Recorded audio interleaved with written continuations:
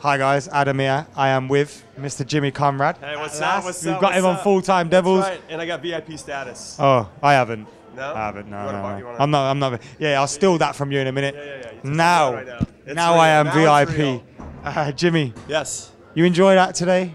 I did enjoy it because it was a classic Mourinho performance. Maybe didn't deserve to get all 3 points. Review for you. Classic Mourinho performance. That's it. Maybe didn't deserve all 3 points, but got them anyway. And this is a result that I think you maybe look back on later in the season and be like, I'm glad we got those 3 points. It helped us win the title, perhaps. I predicted you guys to win the league. Really? So Still sticking by that? I am, because I think that City's going to falter at some point, especially when the Champions League gets ramped up again. Because a lot of people have almost kind of, City have won the league. They did the same thing last season. No, I think that's a good thing for you guys. Take some pressure off United to have to maintain being the favorite all the time. I think it's better to be the underdog when you're a player thinking we have something to gain as opposed to having something to lose. It's a lot easier to play with that mentality. We changed formation against a 3-4, whatever, 1-2 or whatever it was, 3-4-3. Obviously, you've played professionally at a high level.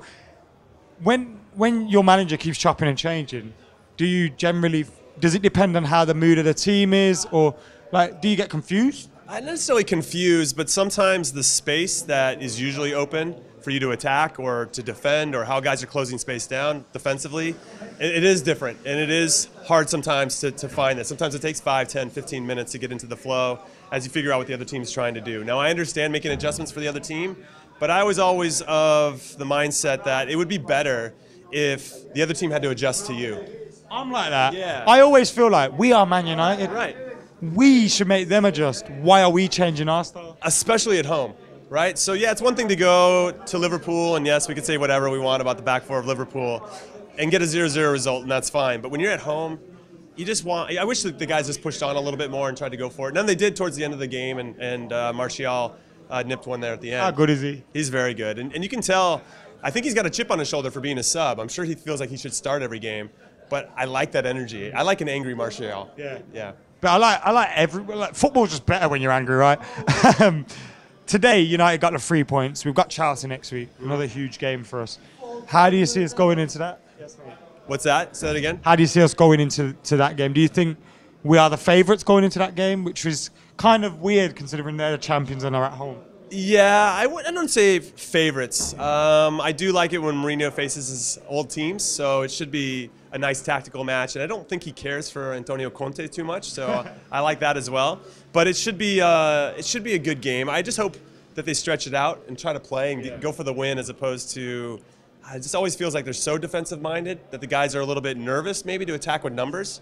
But do you think that could be a reason why this momentum has stopped? Because it seemed to coincide with that Liverpool game where we changed the way we were playing, and ever since then we kind of lost the momentum. Yeah, it seems like things have gotten a little bit more cautious. Like just, again. But do you think that could be a sign the players are unhappy with that?